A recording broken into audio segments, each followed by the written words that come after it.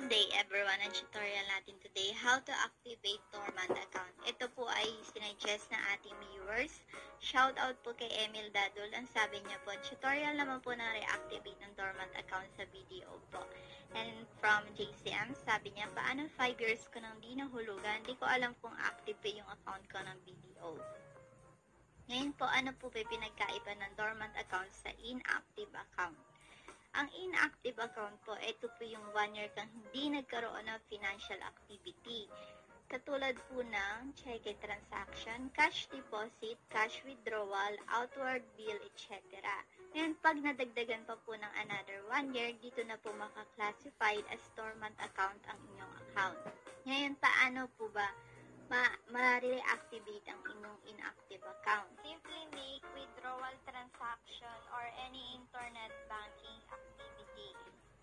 Pero pag dormant account, kailangan nyo na po mag-submit ng written reactivation application.